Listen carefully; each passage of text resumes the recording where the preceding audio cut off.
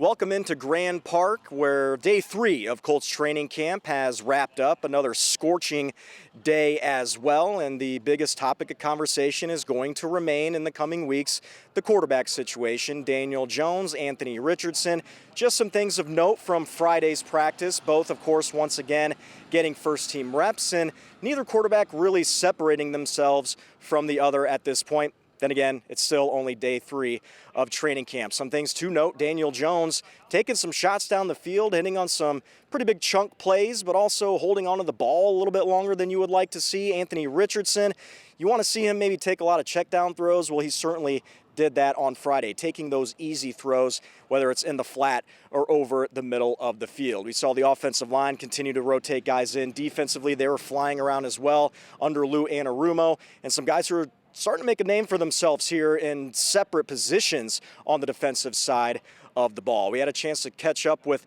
a couple of offensive linemen and a rookie as well, and some assistant coaches after day 3 of Colts training camp. We got guys that, like Kenny, he tell me all the small details, and Nickel, before and after practice, helping me with the small details of that. And on the outside, all the outside corners, Juju, JJ, all those guys really helping me on my craft out on the outside too, so just them helping me out makes it a lot easier for me. What's the biggest learning curve mentally and physically here as a professional? Well, obviously it's a whole new system, a whole new playbook, a whole new coaches, so just everything's so new, so that's kind of the hardest part. Going out there and competing against athletes that are 5 times better than they were in college is pretty much the challenge, but to go out there every day and get better, and it'll come. What's it been like with Lou? He's great. He's a hard coach. He's always on me, but it's something I need, and he's going to make sure I'm out there doing the right thing. Lou said that you guys have really picked up right where you left off after minicamp, kind of in that spring, early summer period. What has allowed you guys to seemingly play so fast, play so together to start out training camp? Yeah, kind of like you said, like in minicamp, we installed the whole playbook. So coming out here, it was really just restarting from the first install and get your feet on the ground. We're already rolling, so it's pretty much easy. So you talk about getting better each and every day. What steps are you taking in order to meet your goal next season? Really off the field, you got guys who do extra meetings with me, making sure I'm 5 steps ahead of the game plan. Like last night, we had guys with me making sure that everything we did today, I knew what to do pretty much for corner and nickel. So, like I said, like all the guys in the room were very helpful to make it easier for me. And this is in addition to everything else you already have to do for the team, is that what you're saying? Yeah. Who were some of those guys that put you to the side, and how did that kind of come about? Pretty much Kenny, Juju, JJ, like I said, Travis, like everybody just pretty helpful. And anytime I have questions, they'll sit me down and explain it thoroughly how they see it, and they just help me out. And that position at right guard. Yeah, I mean, it's definitely a little bit different. Speed of it, where to put your hands, and, different run angles and pass angles, where to keep your eyes. So it's definitely a big transition, but, we had some good work in OTAs. We're off to a fast start here, so, still got a bit of learning to do, but I feel like I'm doing great. How's it feel to be going with Tanner? I mean, Ryan was obviously there for like 8-9 years beforehand, but you and Tanner kind of get to experience this together a little bit. Yeah, I mean, it's definitely new. So, yeah, we're both doing a great job, doing a good job communicating. Just playing with different centers each day, Danny or Tanner. They're both doing a great job helping me out with communication, where to go, where to keep my eyes, and stuff like that. So. I know you had to go in and tackle a decent amount last year, but were you ready to play guard if they called on you last year? Yeah, I mean, during the early parts of the year, I definitely had some playing time during the practices at guard. So I had one snap against Miami. So when I was practicing, for sure, I was had some guard experience, but nothing in the game. So I was ready to go. Just a matter of doing it over and over and over. So how hard do you grade that one snap? I mean, I thought it was pretty good, but obviously, still got to clean up the footwork and stuff like that. wasn't the greatest, but I thought it was pretty good. On a serious note, though, is there anybody you studied around the league, or even on your same team, as far as what do I need to do that's a little bit different? Obviously, you know your responsibilities, but just I guess seeing reps or seeing how it should look. Yeah, I mean, when we're going through individual, I just look at Q. I mean, obviously, he's one of the best in the league, so just taking experience from him, it obviously helps out every day. And then, late at night, if I'm done watching my film or whatever, I'll go look at some really great right guards in the league, see what they do, can kind of pick up and see if I'm, something similar. And Q's the best of the best. That's you're going to get the best right there. So. Does that make it easier, like this off season, knowing kind of that right guard is what I need to do instead of learning left tackle, right tackle, everything else? Oh yeah, for sure. I mean, for years, even in college, I've been flipping sides. I was just wanting to like hone in and perfect my craft at one spot. Like, it's something I've really wanted to do, and it makes it a lot easier for me because now when I do stuff over and over and over, can feel pretty good about it, and then be locked into it. So I don't know who had the false starts today, but I'm sure Coach Tony was thrilled about that. Just what does it take in terms of like from a concentration perspective to avoid those? Yeah, just locking in pre-snap. When we get a cadence, getting up there, reminding each other. Just gotta lock in. Put it in the back of your mind. I try to do something where I shake my chin, kind of just makes me think like less. So to be able to do that, I mean, just got to lock in and communicate to each other a snap count, whether it's a one word something. Hey, it's on this. So yeah. What's your relationship like with Tanner since you guys came in together? I mean, we've been through everything together. I mean, since his first start, he's been there for my first start. So even rooming last year in camp together. So just coming in, we've been through past year with each other. So it's been pretty special, and we're ready to keep growing for sure. Now pretend that he's not standing. I'd still say he's a pretty good guy. Who's your favorite teammate? It's a tough one. Could be you. Could be somebody else. I'm gonna hold off on that one. Well, we'll ask you this. What is it like going through basically being injected in the starting lineup next to Matt? You guys are going through it together. Some big shoes to fill with Ryan and Spud. I think those are two really tremendous players that this team's had for multiple years now. So obviously the bar is high. We don't step in with the expectation of being any drop-off, So it's been a challenge to be me and Matt both, but I think we're doing a great job at, learning each day, getting better, finding one thing to improve upon, and doing our best for ourselves and the group. What'd you learn from Ryan? Ryan was he did a lot of things super well, and I think just a lot of small technicalities in football that, in college you can get away with certain things. I think you're just a better player, better athlete than some of the guys you're going against, where once you get to the NFL, you go against guys like Grover Stewart, you make that same mistake that you were able to get away with. He's embarrassing you. So it's there's definitely a learning curve, and Ryan had a lot of little small tricks and tips that he kind of used on a daily basis that he helped me out and taught me, and it's been really, really helpful. Have you been on the other end of the Grover giggle when you're trying to manhandle someone and start talking about it? Absolutely. I think you watched that Vikings clip last year, and I think I had probably one of those in the first couple days. And obviously, Grove's a lot of man. He's a great player. He's super strong, super powerful, and I think especially, there's a learning curve to it all. It's the NFL. The bad players are good, and the good players are really, really good. So the standard is you have to be great every play, every snap. And Grover's a guy that really holds you to that. So it's great work going against him every day, and really, really enjoy getting to know him and play against him. You and Danny have been flip-flopping some reps. What do you learn from him just throughout this process? A guy who's been here obviously longer than you. Just kind of what it takes to be consistent. Danny does a great job every day coming in, being the same guy. He has the same routine. And he's been doing this for a long time. You don't stick around this long in the NFL by not doing things right. And that's something that I really appreciate Danny for. Even though we're competing, he's still a great teammate. Someone I can always lean on, ask questions to. Tips, tricks, what he does, what he likes, and pick each other's brains. And I think that's the really cool part about it, is that even though it is a competition, we're still friends in the locker room, we're still close, and we both want the job, but he's still really good about, being helpful, and it's not just like, hey, me versus you right now. It's still, when one of us wins, we still need the other guy to be there, be ready to play if anything ever happens. How's the relationship been with Coach Brown, just developing after a full year with him and obviously coming to this right there? It's been great. I think, obviously year two, the expectations are more. Year one, you're given a little more leniency on mistakes you can make just because there's a lot being thrown at you. So this year, just kind of, you come in, it's like, wow, the playbook, it's not as crazy as I thought it was last year. There's not that much, not as bad. But so, year two, I think the expectation is be better. Don't make the same mistake twice. Find something to work on every day. And he does a great job at calling me out when I need to be called out. Finding little things to improve upon every day. And even on the reps you win, hey, what could I have done better? And I think he's tremendous in that aspect. Is there a difference in an approach maybe mentally when you have quarterbacks who are kind of cycling through in the backfield? I know you guys are focusing on your thing, but you kind of have that in like a subconscious thing of who's behind you and how you need to maybe do things differently? Somewhat, but I think those two do a great job at having the same cadence, same style of mechanics in the huddle, where you don't really notice a big trade off when one's in, the other's not. And I think play style, they're both very similar, and the aspects that they're mobile, they're able to make throws on the run, which is the nice part, is that the playbook, the play calls are very similar for both guys.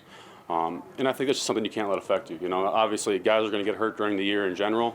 I think last year we had 9 O-linemen start, so you can't let differences in the lineup change what you do your preparation and your on your day-to-day basis. Is there anyone around the league, like center-wise, that you look at? I don't know if there's a lot of center highlight tapes on YouTube, but just people that you look at body size-wise or whatever that you can say, okay, this is how it's supposed to be. You know, I think I watched a lot of Jason Kelsey, especially coming out of college. You know, it's somebody that obviously is an extremely, extremely good player. Been doing it at a very high level for a long time, just retired recently. But going back, watching his tape, what he does well, just kind of knowing that we have some similarities in the speed aspect, and what are some things that he did that gave him the edge over guys, you know, that maybe a little bigger, a little stronger. But what gave him the edge? You know, what footwork, what technique, what hand placement did he use? Just because even, you know, he played in Shane's offense, and Shane raves about him, how great of a center he was, how great of a leader he was.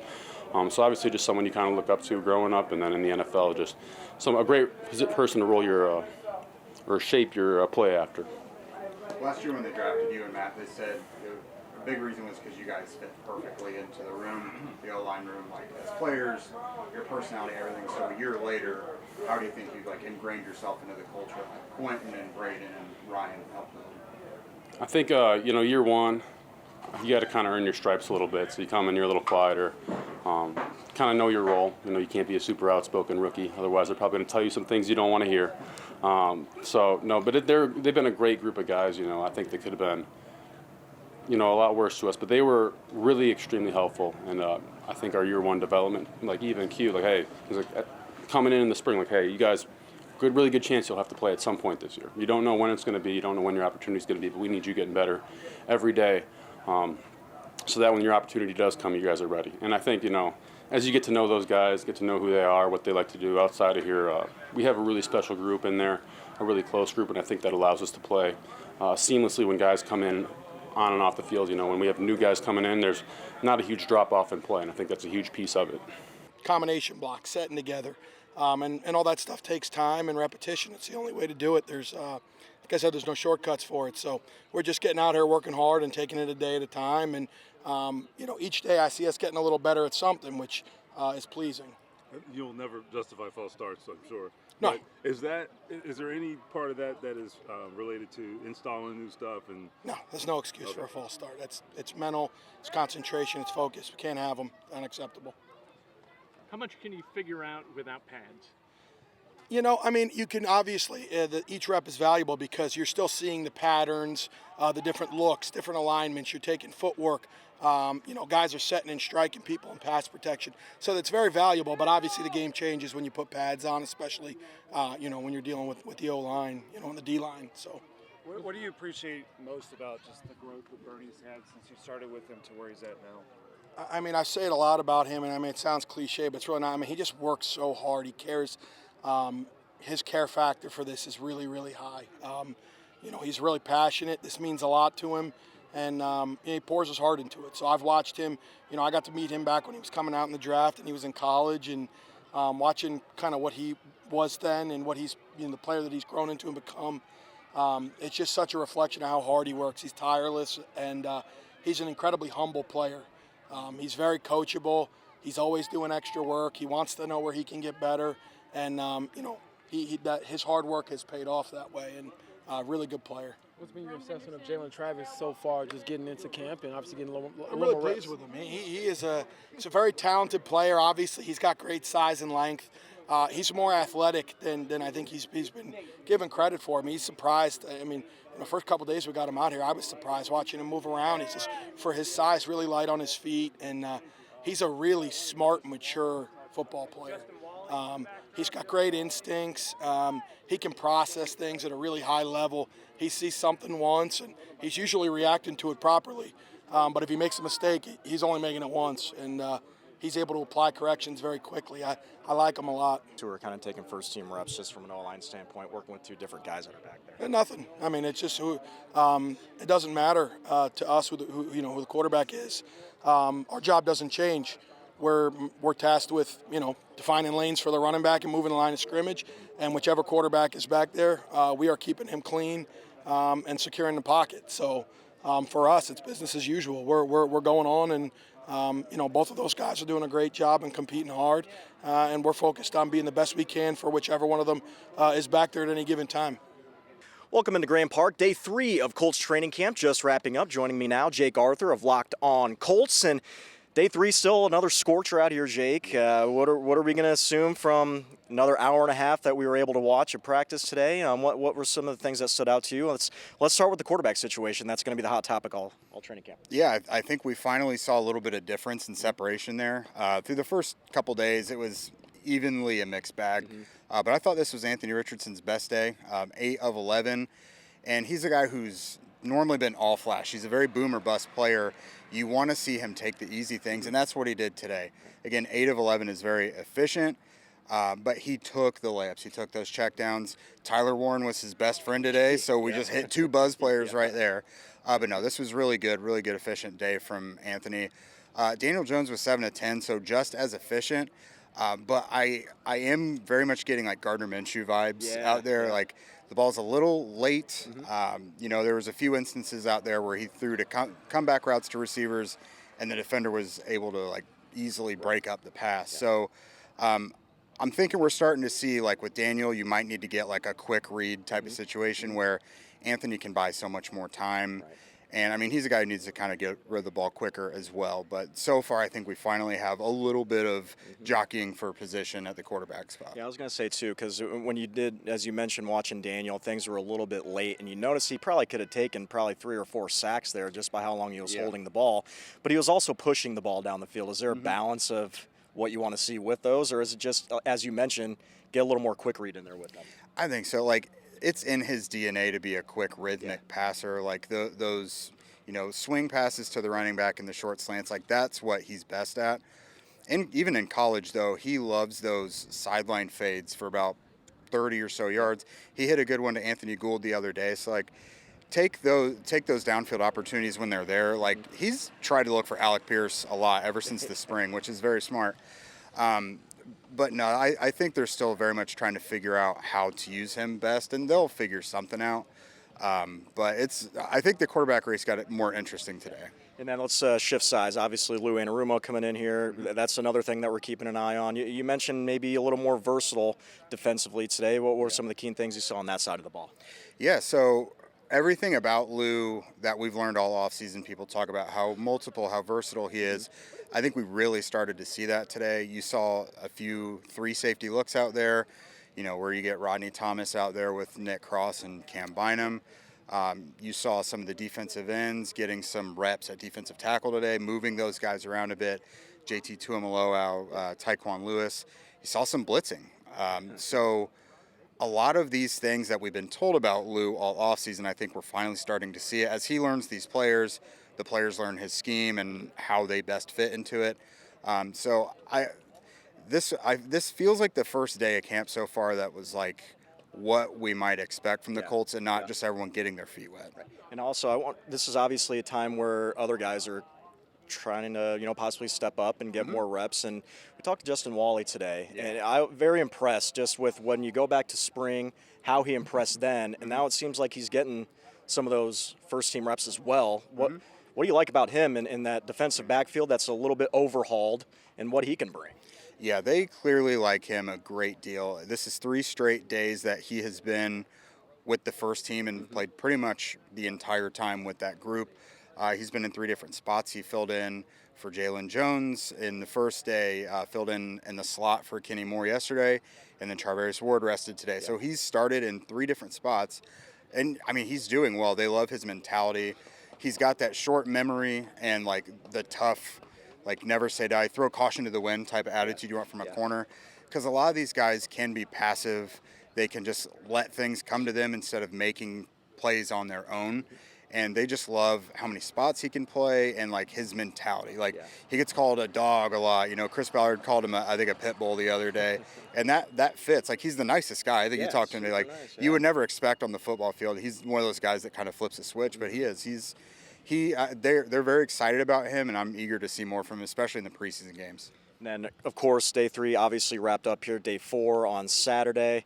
Is there anything maybe you want to see on Saturday that kind of separates things a little bit more? I know you mentioned today it was sort of, we get an idea of things starting to come together a little bit more overall. Yeah, I think you're just looking. I mean, it's coach speak and it's kind of corny, but you want to just see these guys stack the days and like keep building on it, like because that's what the coaches are looking from. They don't want those wild peaks and valleys. Like they want to know what to expect day for day. Like we know Anthony can make the insane plays. Like even he had a throw to Michael Pittman Jr. yesterday it was only like 10, 15 yards, but it was an awesome throw. We know he could throw it 80 yards if he needs to. Like just take those simple swing passes that extend drives. The boring stuff is going to keep you on the field longer. So, like, I want to see that from him. With Daniel, maybe, getting the ball out quicker. And, like, maybe it's a matter of learning these route runners and pass catchers a little better and where they're going to be. But I think you want to see more chemistry there. It feels like a chemistry thing with Daniel for sure. Well, we're going to keep an eye on it throughout the next few weeks leading through training camp and preseason as well. Jake Arthur, appreciate you joining us as always. And, of course, we're going to have all of your coverage of the Colts training camp leading up to those preseason games. We're going to have it on the air as well as right here on WTHR+. Once again, for Jake Arthur, I'm Eli Gehn. Have a good day.